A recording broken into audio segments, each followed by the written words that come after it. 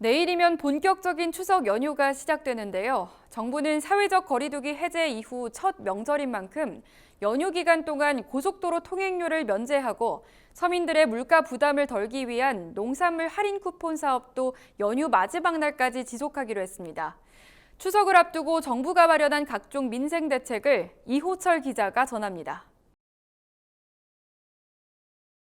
이번 추석 연휴는 코로나19 유행 이후 처음으로 사회적 거리두기와 같은 방역 조치가 적용되지 않는 명절입니다.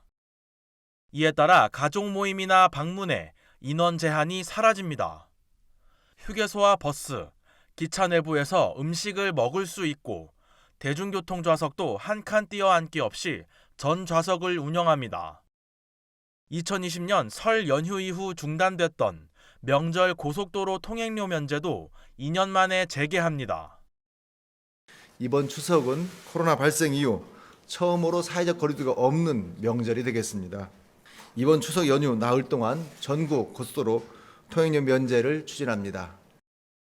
연휴 기간 중 의료 공백이 발생하지 않기 위한 대책도 마련됐습니다.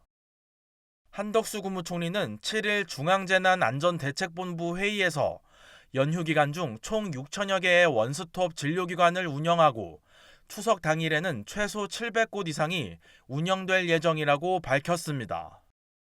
주변에 문을 연 병원이나 약국은 응급 의료 포털 누리집에서 확인할 수 있습니다. 주요 포털 사이트에 명절 병원이라고 검색하면 쉽게 접속이 가능합니다. 지난달부터 시행한 농축수산물 할인 쿠폰 발행 사업은 추석 연휴가 끝나는 12일까지 이어집니다. 총 650억 원 규모로 1인당 쿠폰 사용 한도도 기존 만원에서 2만원으로 늘어났습니다. 또 추석맞이 농축수산물 할인 대전을 통해 축산물은 20%에서 30%, 수산물은 최대 50%까지 할인하는 행사를 진행합니다. 고물가로 어려운 상황이지만 명절 기간 장보기 부담을 조금이나마 덜 수 있도록 역대 최대 규모로 추석 성수품을 공급을 하고 정부도 할인 쿠폰 등으로 지원을 해야 할 것입니다. 추석 연휴 기간 동안 영상통화도 무료로 이용할 수 있습니다.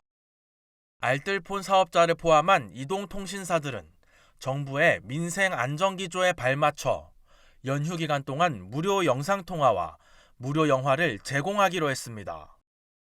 한편 정부는 연휴 중 코로나19 확산 방지를 위해 고속도로 휴게소 9곳에 임시 선별검사소를 한시적으로 운영한다고 밝혔습니다. 이 밖에도 휴게소와 졸음쉼터에 임시 화장실을 추가 설치하고 지원 인력을 배치해 혼잡을 완화할 계획입니다. MBS 이호철입니다.